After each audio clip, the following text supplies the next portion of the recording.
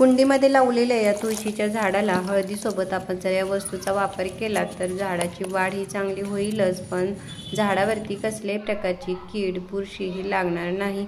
आता हिवाळ्यामध्ये तुळशीच्या झाडाची वाढ ही होत नव्हती, कारण तुळशीच्या झाडाचा तो विश्रांतीचा हा काळ होता। मात्र आता फेब्रुवारीपासून तुळशीचे झाड हे वाढीस लागते। मात्र त्यासाठी आपल्याला खते देणे, झाडाची काळजी घेणे हे आवश्यक असते।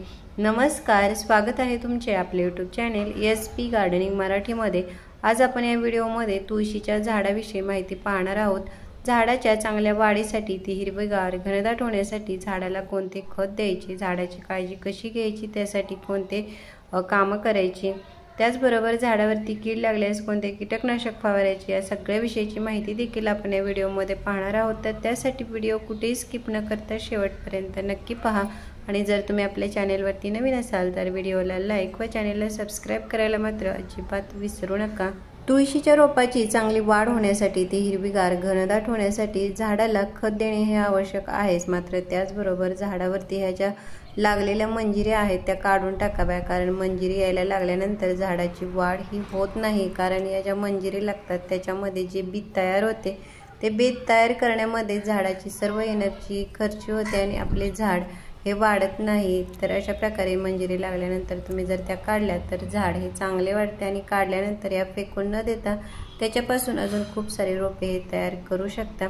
अशा प्रकारे मंजिरी काढल्यानंतर झाडावरती खूप सारे हे जे नवीन फुटवे यायला हे सुरुवात होते। झाडाची पाने हिरवीगार तजेदार होत असतात। तर अशा वेळेस तुम्ही शेणखत किंवा गांडूळ खत हे द्यावे, म्हणजे त्या खतातील नायट्रोजनमुळे आपले झाड हे चांगले वाढते आणि झाडावरती खूप साऱ्या नवीन फांद्या येऊन झाड घनदाट होण्यासाठीही मदत होते।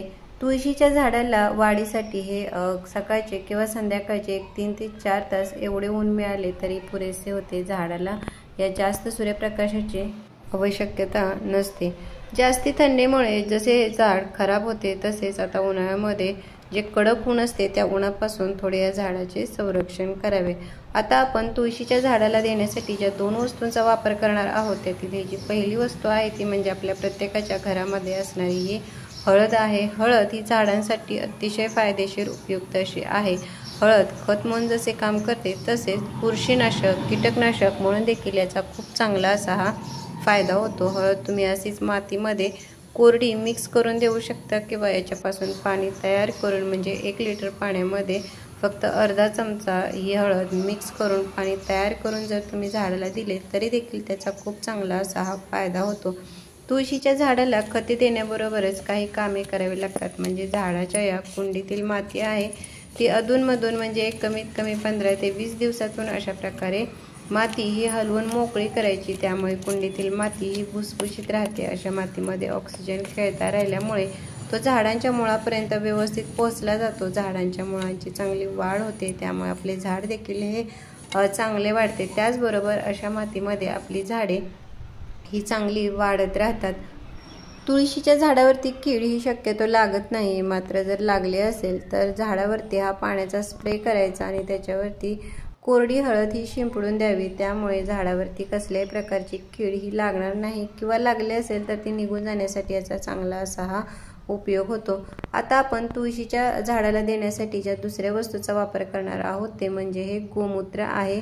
गोमूत्र हे झाडांसाठी अतिशय उपयुक्त असे आहे। गोमूत्र देखील खत म्हणून जसे काम करते, तसेच याचा कीटकनाशक, बुरशीनाशक म्हणून देखील हा वापर केला जातो। गोमूत्राचा वापर केल्यामुळे झाडाच्या कुंडीतील जी मातीमध्ये झाडांसाठी फायदेशीर असे जे सूक्ष्म जीवाणू आहेत त्यांची वाढ करण्याचे काम हे गोमूत्र करत असते। त्याचबरोबर मातीमध्ये किंवा झाडावरती कसलीही कीड लागली असेल तर ती जाण्यासाठी गोमूत्र हे अतिशय उपयुक्त आहे। मात्र याचा वापर देखील आपल्याला प्रमाणशीर करायचा आहे, म्हणजे 2 लिटर पाण्यामध्ये फक्त हे अर्धा चमचा या प्रमाणामध्ये आपल्याला या गोमूत्राचा वापर हा करायचा आहे। अशा प्रकारे हे पाणी तयार करून जर तुम्ही झाडाला खत म्हणून दिले किंवा त्याचा स्प्रे केला तर चांगला फायदा होईल। आता आपण जी हळद आणि जी गोमूत्रापासून पाणी तयार केलेले आहे ते देण्यापूर्वी झाडाच्या कुंडीतील माती थोडी हलवून मोकळी करायची आणि जी हळद आहे ती एका झाडासाठी अर्धा चमचा या प्रमाणामध्ये घेऊन ती मातीमध्ये व्यवस्थित मिक्स करून घ्यायची आणि जे गोमूत्रापासून पाणी तयार केलेले आहे ते एका झाडासाठी अर्धा ते 1 मग या प्रमाणामध्ये जर तुम्ही तुळशीच्या झाडाला दिले तर झाडाची वाढ ही चांगली होईल आणि झाड काही दिवसामध्ये हिरवेगार घनदाट झालेले तुम्हाला दिसून येईल। तर कसा वाटला व्हिडिओ मला कमेंट बॉक्समध्ये नक्की सांगा। भेटूयात पुढील व्हिडिओमध्ये, तोपर्यंत बाय।